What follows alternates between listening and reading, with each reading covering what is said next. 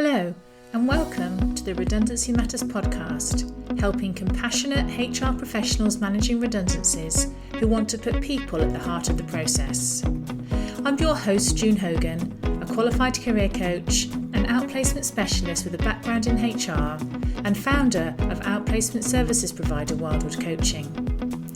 In this podcast, I'll be sharing my insights and experience from being on both sides of the redundancy table and from my years of experience supporting individuals after redundancy through outplacement support. Welcome to today's episode of Redundancy Matters, and today I'm delighted to be joined by Julia Crawford. Julia is an experienced HR director and she's also an ADHD coach, so I'm really looking forward to our conversation today, which is going to blend her HR experience, her experience of ADHD for herself and her clients, and also her qualification, and really talking about how we can understand more about that, particularly in relation to managing redundancies. So welcome, Julia. Thank you very much, June. Nice to be here. Wonderful. So that was my very short introduction. Would you like to introduce yourself and tell everyone what you do now, where you've come from, and a little bit about ADHD and why it's important to you? Yeah, no worries. I'm Julia Crawford. I am the founder of a HR consultancy called People Pillar. So we've been running for nearly 6 years now, and we predominantly work with small businesses, helping them with all things HR. So it could be from absence issues through to things like restructures and redundancies, which is why today is really key. I think I've been in HR for far too long now, so well over 20 years. And what I've noticed over that time is so many different things that crop up with employees. Probably the underlying reason is due to some sort of neurodiversity. And that can show up in so many different ways. And for me personally, I got my own ADHD diagnosis 2 years ago now, which was an interesting time, but it made so much make sense for me. Lots of things that went on in my life that suddenly it's like, that's the reason why. It's for me, one of those things that can massively affect that employee-employer relationship and also just how somebody shows up at work. And since that diagnosis, it's become really key to look at what can employers do and how can we support them in that journey, make the workplace an environment where somebody can be their best self and what that can look like. And sometimes it's about awareness, sometimes it's that education piece, but it's how we can help them make that happen.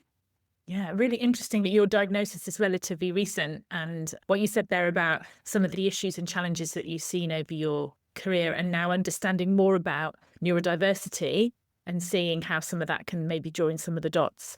You mentioned there that your consultancy covers a range of the kind of people elements. So with regard to redundancy, the podcast is Redundancy Matters. So why does redundancy matter to you? I think for me, I was being a bit sad the other day and I was thinking about how many kind of restructures, redundancy situations I've been in over my career. And my background was mainly within local government. And typically within local government, you restructured several times during the year. Particularly, if you didn't start a redundancy consultation before Christmas, then something was wrong. It was that type of way of working. So I think I've easily been either directly involved or managing the team that were involved in well over 100 restructures. Necessarily all resulting in redundancy, but changes that can occur because of it. And I think one of the things I've learned, redundancy can be one of those things that for some people, it can almost be one of the best things that's ever happened to them in terms of giving them that real new lease of life, giving them some financial input, that cash input that they might not have had. But for others, it can be devastating, truly devastating. And it's not just an admin process because whilst there is a process to follow, you're dealing with people and you can't predict how they're going to react and how they're going to take it. And I think it's also recognising for the business, it's a difficult time as well. There's usually a reason why they're embarking on that restructure. It's typically due to finances or just the needs of the business have changed. So it's difficult for both sides.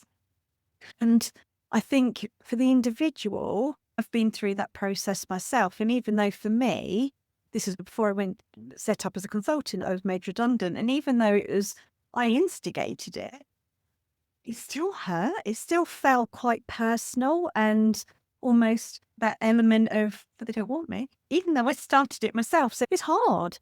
So I think redundancy is absolutely key. It's part and parcel of everyday life. You can't escape it. But how it's dealt with can make or break it. There's some redundancies that we've gone through that actually we've been thanked by the employee at the end of it because it's being dealt with in a way that's human.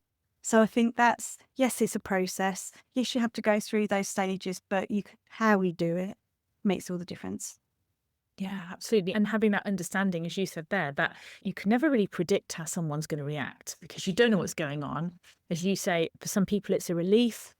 For some people, it's the other end of the extreme, and it's completely devastating. And I see those extremes when I work with clients as well. So we'll come on to talk about the insights that you've now got into kind of neurodiversity and how that might impact the process. But how did your own diagnosis and the research that you've done help you to be more aware of the impact that ADHD is having in the workplace? You mentioned before that some of the cases that you've been dealing with over the years, and maybe now, there's maybe an element of neurodiversity going on. So just tell us a bit more about that. So I think in true ADHD fashion, once I got that diagnosis or had that really strong suspicion, I almost went into my own little hyper focus of researching it, learning about it. And that's what also led me on to do the ADHD coaching qualification that I did, because I wanted to understand it. Because I think if you understand ADHD or neurodiversity, things start to make a bit more sense, but you can also be kinder on yourself as well.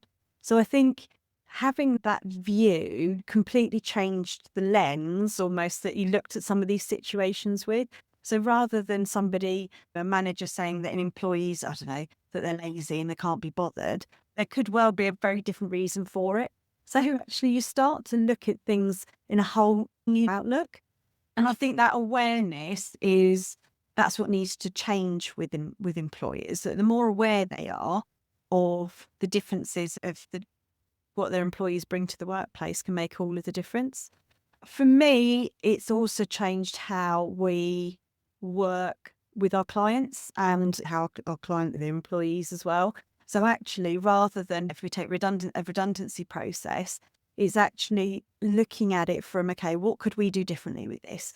What could we do to actually make it a better employee experience, so to speak? That sounds a bit like it's a bit of a weird thing to say around redundancy, but actually, can we change how the type of paperwork that goes out and documentation involved? Do we need to almost allow a bit more time rather than trying to rush some of these things through? And I'd also say that some of it's just best practice. It's not necessarily good practice for somebody who's neurodiverse. It's actually just good practice for employees. So I think it's how do we bring some of that good practice into what we do and make sure that our processes help showcase that a bit more, rather than almost, looking at it purely from the employer's viewpoint of we need to get from A to B as quickly as possible. Actually, what can we do to just make that journey from A to B a better one? Yeah, so you talk about that lens and having that different perspective. And almost what I was hearing there was that sense of curiosity as opposed to, I've labelled this person as being lazy. Yeah. That's the box I'm going to fit them in. So with your work as an ADHD coach, I'm curious, tell me a bit more about that and how that would work, and when you're educating line managers in that sense. Just, I'm guessing some people might be thinking, what is an ADHD coach and what does that even mean? So yeah, tell us a bit about that. So an ADHD coach is slightly different to regular coaching. So for me, regular coaching is you work with an individual to look at, identify what the goal is from the coaching, and again, how you can help themselves to achieve that goal.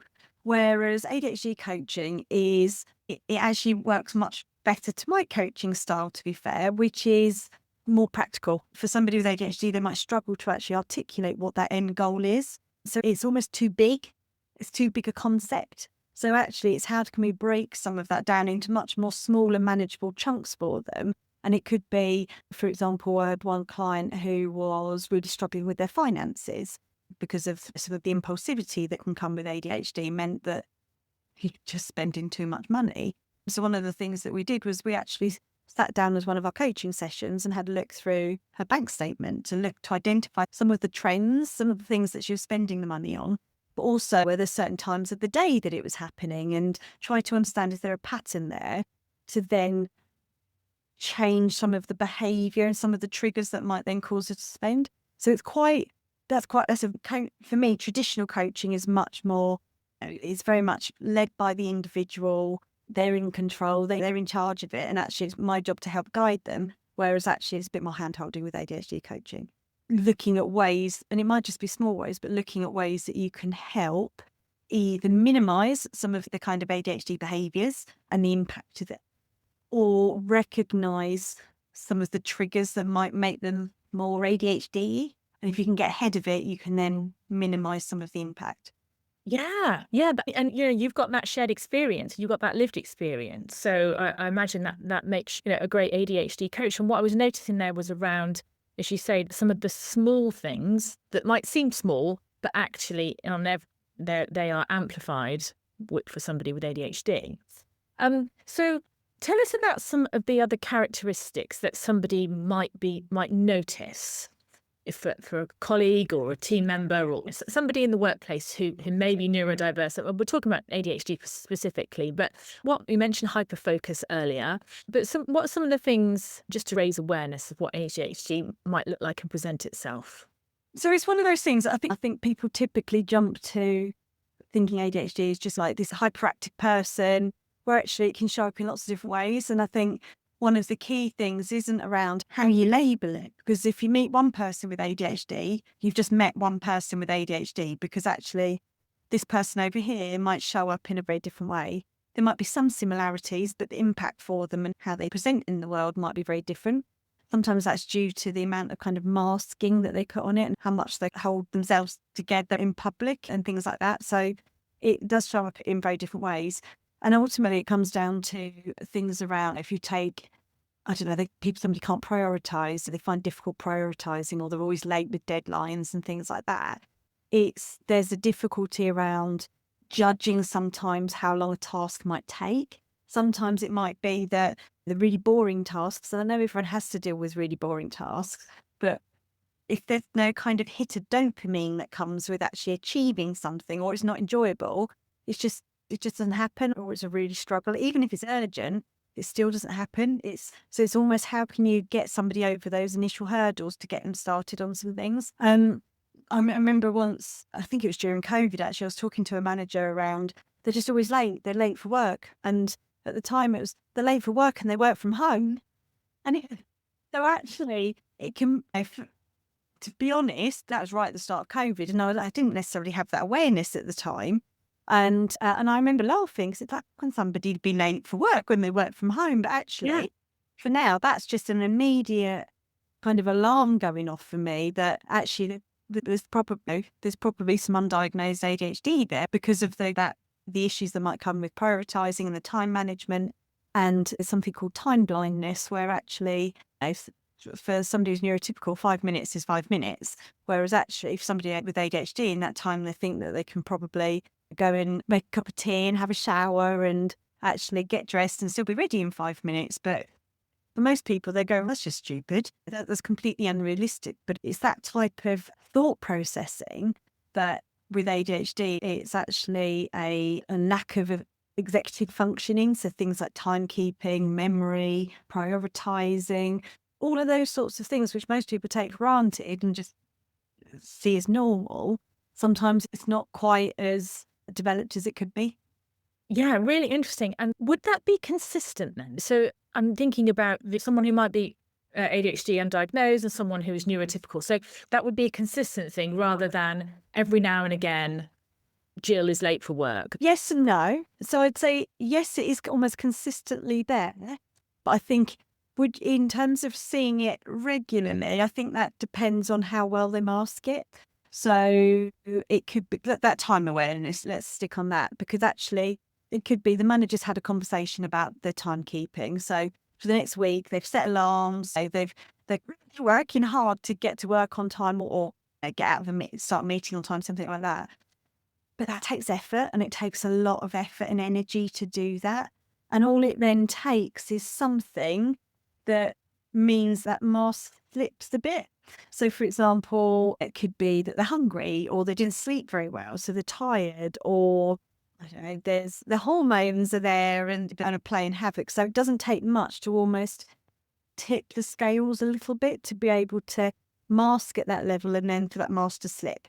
So there are things that can be done to help an employee show up more consistently, as you put it, but it takes a lot of energy. And it's not always possible for everybody, depending on lots of different things and how it shows up for them, whether it's they've got medication, all of those sorts of things.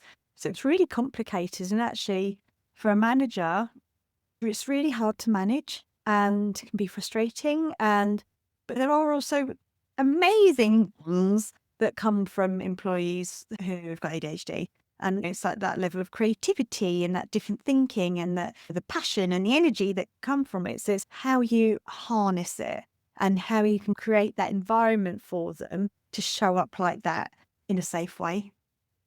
Yeah, so I'm imagining what structures can you put in place, almost like those guide ropes that keep, as you say, someone who can add huge amounts of value and, as you say, the creativity, and once someone finds their passion, they can be absolutely phenomenal at the thing that they're really passionate about. But I guess you still need those guide ropes in, because you could have somebody, we're talking about someone who's late for work, you could have someone who's in hyper-focus a lot and is working till 7, 8, 9, 10 o'clock at night. And that's a challenge as well, isn't it? Yeah. And I think, I can't remember what the book was, so I can't give the credit, but I remember reading a book around if you take a cactus from the desert and you bring it back to the UK and you put it in your back garden, you take it from its ideal environment and put it into this cold and damp and grey environment, and it starts to wither and it starts to die. But actually, if you then replant it in your greenhouse in lots of sunshine, the flowers come out and it blooms. And actually, it's a really lovely analogy. If you can create the right environment around somebody, then they just blossom.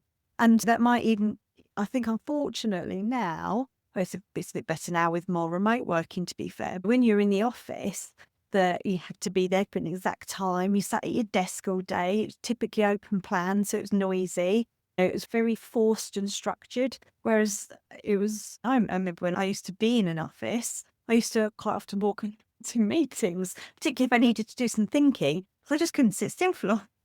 Again, the signs were there. Yeah, absolutely. And I'm guessing you were masking all of this for a long time until you had that awareness. So we talked earlier about the characteristics and some of the things that you might do in a redundancy process for not just people who are ADHD, but people who are neurotypical as well, just to really put the person at the heart of the process. So what are some of the things that, if you are working with a line manager or you yourself as a HR professional preparing selection matrix or preparing the process for redundancy, because it can vary, what are some of the things that you would want people to be aware of with regard to someone who might have ADHD? I think probably the key, and again, this isn't ADHD related, to be fair, the key thing with any restructure is slow down a bit. So, the amount of times where we've got to do it now, we've got to start now, because usually they've left it till late and there's usually a pressing time, some time factors. But with any restructure, unless you plan it properly, it can unravel quite quickly. So I think just taking that bit more time to plan your restructure pays off for you. But I think there's almost an additional layer from a kind of neurodiverse point of view of, could any of our way of working or the criteria that we might be applying disadvantage this person because of ADHD or a neurodiversity or any disability, to be fair? And I think whenever you're doing a redundancy selection matrix, it's about making sure it's fair and objective and it's based on evidence. And where ADHD can particularly come into or be even more relevant is looking at things like how organised they are, or their timekeeping, or attention to detail, even things like sickness absence. Sickness absence is always a red flag anyway to use as redundancy selection, but things like communication, how well they communicate, or even just down to performance ratings, because like appraisal ratings and things like that, because if there isn't an awareness or even any sort of formal diagnosis and somebody's being rated down as a result of their ADHD or a disability, but we're talking about ADHD, then that could potentially be discriminatory. So it's around looking at things like consistently meets deadlines is one that would just jump out, that actually probably someone with ADHD struggles to do that and may not do it consistently. It's not saying they can't, but actually, if you're looking at pure black and white in terms of scoring, it's not actually going to be a fair selection process. So some of the things it's about asking, do we know about this? Are we just making some assumptions? Do we know that there's any kind of concerns that we need to be aware of? Are there any adjustments in place? Has this person been supported during their time with us? Is it based on fair, robust evidence as opposed to a bit of gut feel and just that kind of manager opinion? So that's almost if you're doing a paper scoring process. If you're looking at moving down to interviews, which again, quite easily form part of an assessment process, usually I would say redundancy interviews reward the people who can think quickly, who can pull information and examples to their mind quickly, that they're very good at answering questions clearly and succinctly, and actually are also emotionally composed. And again, one of the things is around ADHD is the lack of emotional regulation. You can go from 0 to 100 and then back down to 0 in terms of emotions really quickly. So it can be a very stressful process. It's stressful for everyone, don't get me wrong, but it can be even more stressful for somebody with ADHD. So I would always approach the selection with some caution. That are you specifically targeting things which could put somebody with ADHD, neurodiversity, or just a disability at just making it's not a level playing field, basically. I think there's also, when you are looking at the selection criteria, looking at things like you're going to have to feed this back to the individual as well. And one of the things with ADHD is something called RSD, so rejection sensitive dysphoria, which means that actually somebody with ADHD will take criticism or perceived criticism and react quite badly to it. That there's a whole lot of information that sits behind that around RSD, but actually they will take it very personally. And even the redundancy process, they will take personally, or it's highly likely they will. So actually, it's got to be dealt with sensitively. It's not just you scored lower than them. It's about being able to clearly articulate some of the reasons why with some solid reasoning for it, I think. So that's some of the selection process. I think the other thing is absolute clarity. So right at the very start, set out exactly what's going to happen and when, and put it in writing. Because actually, typically, regardless if someone's got ADHD, it's as soon as you mention the word restructure or redundancy, they just stop listening, or they just start listening only to the bit, how does this affect me? So actually following up things in writing and giving them the opportunity to reflect and come back with thoughts and ideas rather than having to think on the spot and do it there and then, you're entering into a far more open consultation process rather than just expecting somebody to come up with ideas there and then. So it's about giving people the best opportunity to do that, because there might be some really good ideas there that could change things. So I think they're some of the main things to be aware of, or to think about how you might factor into the process. And I think the biggest bit is, regardless of the ADHD side of it, is more you're dealing with people.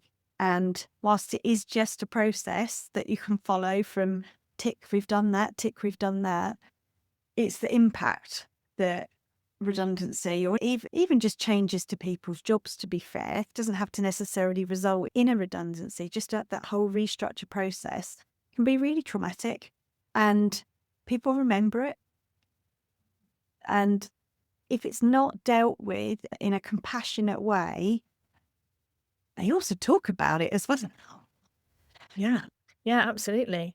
There's loads in there in terms of any process, as you say. And what I loved when you talked there about having it all structured and laying it all out in writing, because I think as HR professionals, we forget that this may be the first time someone has ever been through this process. So all of this jargon is going to be completely alien to them. Yeah. And I can identify from my own experience of being at risk of redundancy and from supporting others in my corporate career, people do not hear anything after you've said your role is at risk of redundancy. That's it. They just glaze over. And so for someone, as you say, who may be naturally more reflective because they want to absorb the information, thinking on their feet isn't their thing. That's just not what they do. to almost feel like they're under pressure, if you like, in that meeting. And then, when you were talking there about being upfront about the meeting itself, would you almost, and again, you can do this for everybody, would you almost send out something beforehand that says, this is how the meeting will be structured, these are some of the things we'll be covering, again, so that people can just get their head around it? Yeah, you might not necessarily do that at the very first meeting, no, at the very start, but straight afterwards, you follow up what was discussed, and then definitely before the one-to-ones, set out what's going to be discussed there, what you want them to think about beforehand and bring along with them. It could also be that actually that whilst technically during one-to-one processes, people don't have a right to be accompanied by a workplace colleague, unless it's in a policy. It's about being a bit more flexible, because actually someone else with them can be really helpful. Just as someone else to hear it a little bit as well. It could be that you ask them to, submit their thoughts in writing beforehand so that they can process it that way. So some people like to talk to process things. Some people like to write it down and process it. So actually taking questions in advance or the thoughts and ideas in advance. Similarly, follow up with the clear notes after a one-to-one and give people the opportunity to forward any kind of later ideas that they may have, particularly if they are more reflective. So to me, this is just best practice, but it can be really helpful. And then again, be really clear what the next step is. As you've said, June, it's if they've got any questions in the meantime, then we can happily have another one-to-one. So there's lots of things that I think can be done. And it's not about giving that special treatment at all, or necessarily just treating people differently. I would offer that to a neurotypical person as just because that is good practice. Keep things nice and short and succinct rather than sending out 15-page consultation document because it's too much information. Real clear, some bullet points of that these are the key things, particularly these are the key things you need to go away and do if there is anything any actions they need to take with individuals, particularly if they need to put forward preferences or anything like that for roles that they'd want to be interested in. So just make it crystal clear to all individuals what the next steps are and what actions they need to take so they don't miss any deadlines and things like that. Yeah, absolutely. And that communication, it just runs through everything, doesn't it? And you mentioned at the start there about slowing everything down a little bit, which is important. And when you're doing the briefings, you're doing the initial talking to line managers, whether that be for 5 people or 50 people. Is there something in there about giving them a level of awareness about if you suspect you've got colleagues in your team who might be exhibiting characteristics around neurodiversity? I know you can't solve all of that in a briefing, and that would be part of your broader kind of people strategy and raising awareness. But is that something you'd want to build in to the process in terms of any sort of training around not just how to conduct a one-to-one consultation meeting, but just to give them that bigger picture around the potential pitfalls, as you say, around not making adjustments or explaining the reasons why the criteria is how it is, that kind of thing? Yeah, the risk of getting this wrong is big for numerous reasons. One is the risk of getting it wrong for the impact on the individual. But even if somebody hasn't got a formal diagnosis, that is highly likely they would still be covered under the Equalities Act. So from a reasonable adjustment point of view, from a discrimination point of view, you do need to be really careful with it, mainly with the selection criteria. The two things that trip people up are not following a process and how they select people for redundancy. They're where the areas of, you can have a watertight reason for redundancy, but unless you do it properly, you've got it wrong. It's as simple as that, really. So I think in terms of your question around that awareness, I think there is something around general awareness around neurodiversity as a whole in the business. I think from our point of view, where we would work with our clients, we would really challenge around selection processes and selection criteria and focus or get them to identify as much as they can, because they might not be aware, but as much as they can, are their criteria, is the criteria that they've picked fair, consistent? And even if it's fair and consistent, is there any way it could trip them up? Which is why I would just recommend, as I said earlier, I wouldn't bother around sickness absence or anything like that, because you just don't always know. You don't know if somebody's sickness absence is due to a disability, so it's just best to avoid it. It would be my advice. I think you can encourage team members to support each other, I think, during this process, particularly if it's more than if it's a whole team affected. It's a bit more tricky if it is more just one individual. I think this is where you would build in making sure that if you've got an employee assistance program, that people are being signposted in the right way. But no, I think it just comes down to managers need to know their staff, and they need to, even if they might not be aware of any sort of formal diagnosis, it's recognising that some of the things or some of the challenges that they might have had with that individual aren't used as the reason for why they're made redundant. So actually it comes down to the fact that it needs to be a genuine redundancy. Yeah. And again, all of the stuff that we've talked about is about best practice for any process. And again, as you said there, it's protecting the employer and it's protecting the employee. And that's where HR professionals have got to straddle that line, haven't they, in terms of encompassing both. Yes. You're looking at this kind of thing. So that's been I found that really interesting, just thinking about that lens that you said, looking at things through that different lens. If people listening are interested to find out more about ADHD coaching or the services that you and your team offer, tell us a bit more about that and where they can find you, and I'll put all the links in the show notes as well. Yeah, so they can have a look at our website, which is peoplepillar.co.uk. We set out some of the areas that we can support with. The ADHD coaching, it would be happy to jump on a call and talk through what that looks like and how the sorts of things that it can help with.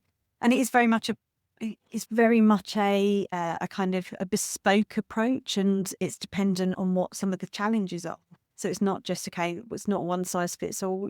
So be coming through the website and then we can jump on a discovery call to talk it through.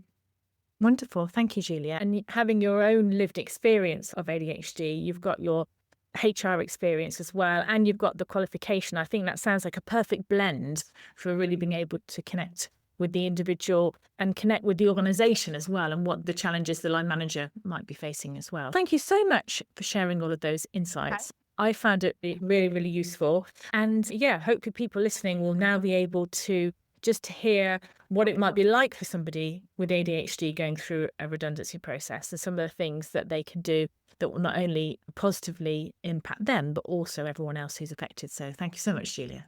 No worries. Thank you very much, Jean. Thank you so much for listening to the Redundancy Matters podcast.